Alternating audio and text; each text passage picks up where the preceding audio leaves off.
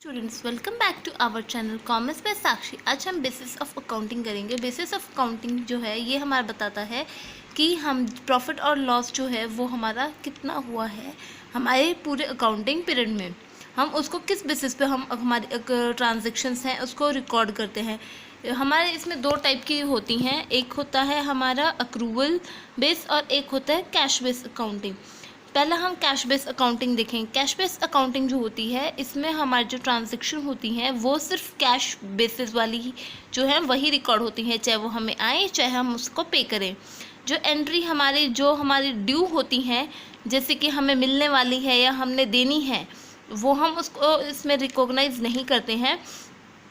इसमें जो हमारा प्रॉफिट जो है वो हमारी जो इनकम है, टोटल इनकम और टोटल एक्सपेंसेस जो हैं वो हमारे प्रॉफिट एंड लॉस को हमारे दिखाते हैं। और ये लगभग हमारी एनपीओस में हमारी जो रिसिप्ट एंड पेमेंट अकाउंट है उसमें हमारा ये एप्लीकेबल होता है कैश बेसिस।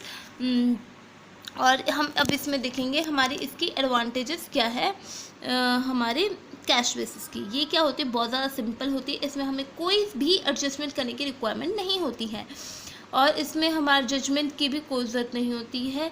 और ये जो होती है ये इसमें हमारी सारी कैश बेसिस अकाउंट ट्रांजेक्शन्स आती हैं जो कि बहुत ज़्यादा इजी होती हैं रिकॉर्ड करनी।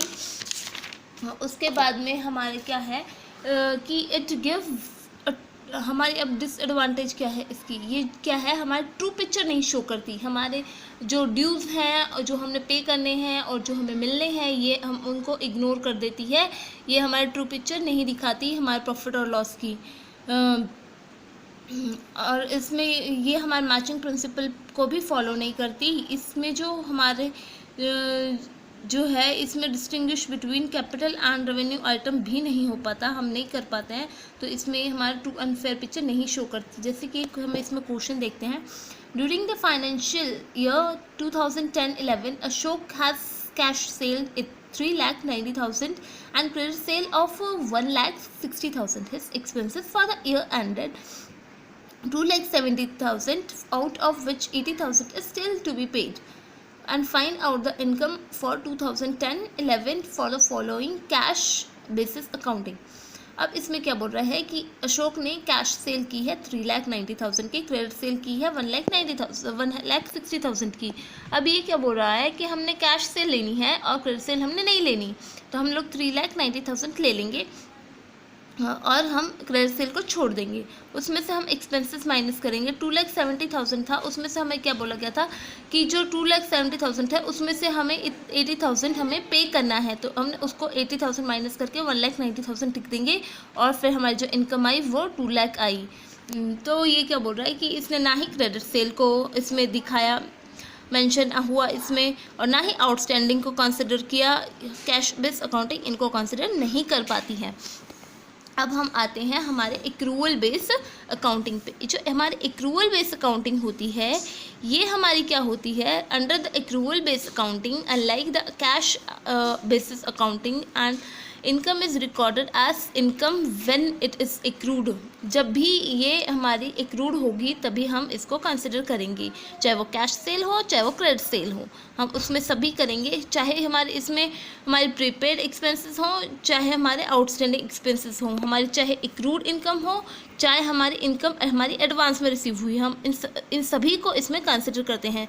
जैसे कि जो रेंट है for the month of March 2010 has not been paid, तो वो भी हमारा स्टिल रिकॉर्ड होगा हमारे एक्सपेंसेस में एंड इट बिकम ड्यू। हम उसको दिखा देंगे कि ये हमारा क्या है, ड्यू है। ये हमारी मैचिंग प्रिंसिपल के अकॉर्डिंग ही चलता है। ये हमारा थोड़ा कॉम्प्लेक्स होता है as compare to cash basis, but इसको मोस्ट प्रोबेबली हमारे जो अकाउंटेंट होते हैं इसको प्रेफर करते हैं।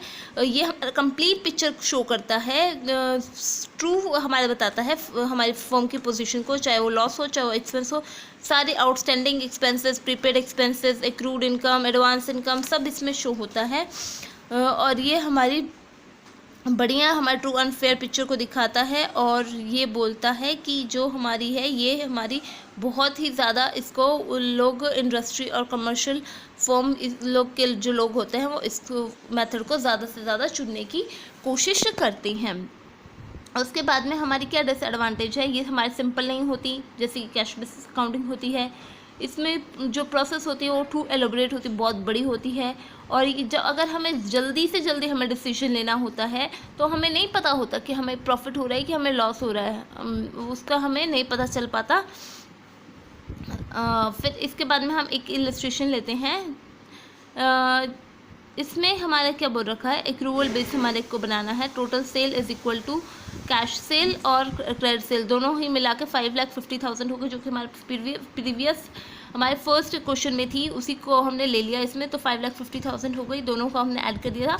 उसमें से हमने टोटल एक्सपेंसेस जो थी वो 2,70,000 ले ली है, क्योंकि जो 80,000 थी वो भी हम उसके अंदर ऐड करके कर रहे हैं। हमने उसको इसमें सब्ट्रैक्ट नहीं किया जैसे कि हमने पिछले वाले में किया था। तो हमारे नेट इनकम 2,80,000 हो गई। तो इससे हमें पता चलता है कि इसमें हमारा कितना हमारी इनकम में भी कितना डिफरेंस आ गया। 80,000 का हमारा डिफरेंस आ गया है। और उसमें हमने क्रेडिट सेल नहीं ली थी, इसमें हमने क्रेडिट सेल भी ली है और एक्सपेंसेस भी लिए हैं।